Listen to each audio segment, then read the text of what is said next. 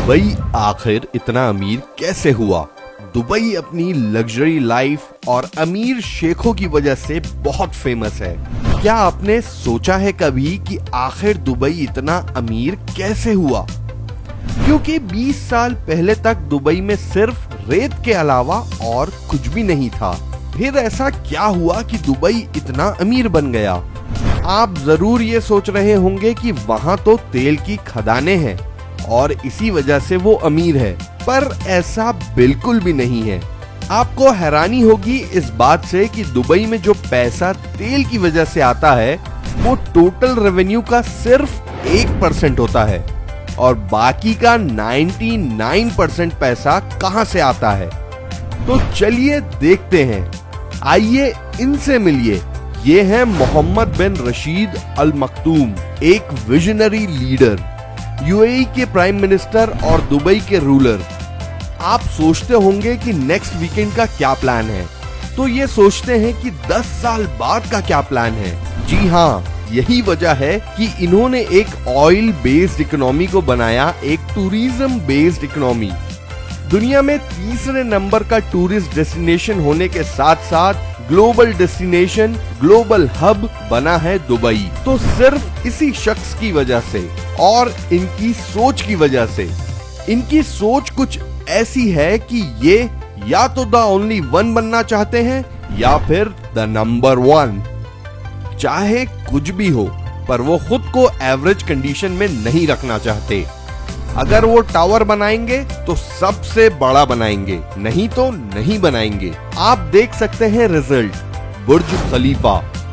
अगर मॉल भी बनाएंगे तो सबसे बड़ा, रिजल्ट दुबई मॉल। होटल भी बनाएंगे तो ऐसा जो पूरे वर्ल्ड में ना हो, result Burj Al Arab, the only 7 star hotel in the world.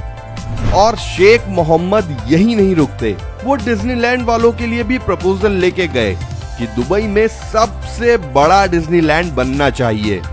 पर डिज्नीलैंड वालों ने जब मना कर दिया तो उन्होंने कहा कि कोई बात नहीं, हम खुद बना लेंगे। दुबई लैंड जहां हर साल 2 लाख से भी ज्यादा लोग आएंगे, रेगिस्तान जहां एक पौधा क्या एक फूल भी अच्छे से खिल ना पाए, वहां बना दिया दुनिया का सबसे बड़ा फ्लावर गार्डन, नाम दिया दुबई मिरेकल गार्डन। दुनिया का सबसे पहला अंडर वाटर टेनिस स्टेडियम, दुनिया का सबसे बड़ा man made island palm Jumeirah, एक ऐसा आइलैंड जो गोल ना होकर पाम के आकार में है। यहाँ भी शेख मोहम्मद की सोच देखिए आप, वो एक गोल आइलैंड बना सकते थे, पर होता ये कि वहां रेसिडेंट्स कम बन पाते, पैसा कम आता। पाम का आकार देने से वहां घर ज्यादा, मतलब पैसा ज्यादा। ये सारी चीजें हैं वन एंड ओनली दुबई में। वो 10 साल आगे का सोचते हैं, इसलिए वहां ड्रोन बनाया जा रहा है। कोई ऐसा वैसा नहीं, बल्कि ऐसा ड्रोन जो किसी इंसान को ट्रैवल करने के लायक होगा, जिसकी स्पीड होगी 150 किलोमीटर पर आवर। मतलब आपको कहीं भी जाना हो तो ऑटो या बस के धक्के खाने की जरूरत नहीं, आपको ट्रैफिक में फंसने की जरूरत नहीं। Save the time.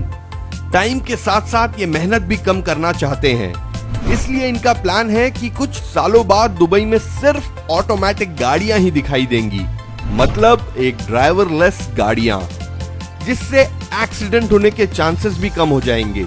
एक्सीडेंट से याद आया, यहाँ पर क्राइम रेट 0 के बराबर है, या कहें कि 0 ही है। यहाँ अगर कोई क्राइम करता है तो उसकी सजा तो मिलती ही है, पर क्राइम करते ही आपके अकाउंट से क्राइम के पैसे कट जाते हैं। बड़े बड़े क्राइम तो छोड़िए, अगर आप अपनी गंदी कार भी लेकर रोड पर निकल गए तो उसका भी फाइन देना पड़ता है। फिर भी अगर बच के निकल जाते हैं तो दुबई पुलिस की सुपर कार से तेज तो कहीं नहीं जा पाएंगे। दुबई की इन्हीं सब बातों की वजह से ही यह खुद को एक अट्रैक्टिव प्लेस बनाता है। लोग यहाँ घूमने आते हैं और यहीं के होकर रह जाते हैं।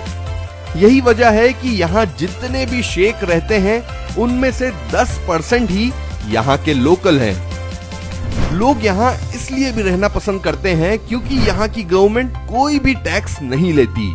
मतलब आप यहाँ जो भी बिजनेस करते हैं उसका सारा प्रॉफिट आपके अकाउंट में। इसलिए बाहर से लोग आते हैं यहाँ बिजनेस करने, खुद भी प्रॉफिट लेते हैं और दुबई को भी। दोस्तों, अब जो हम आपको बताने वाले हैं उसे सुनकर शायद थोड़ा दुख हो आपको या बुरा लगे, पर सच यही है। दुबई में जो लोग बिजनेस नहीं कर पाते वो वहां मजदूरी के लिए जाते हैं। दुबई में ये जो बड़ी बड़ी बिल्डिंग्स बनती हैं उसमें मैन पावर कहां से आता है? दुबई में जाने वाले मजदूर होते कहां से हैं? 60% से भी ज्यादा लोग होते हैं इंडिया, पाकिस्तान, नेपाल, बांग्लादेश और फिलीपींस से।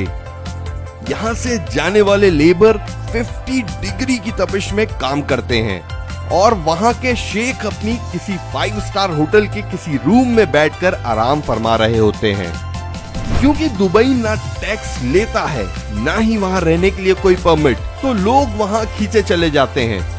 यही वजह बनती है वहां की ग्रोथ की। तो आपको ये पता चल ही गया होगा कि दुबई तेल से नहीं बल्कि टूरिज्म और ट्रैवल की वजह से ही इस मुकाम तक पहुंचा है।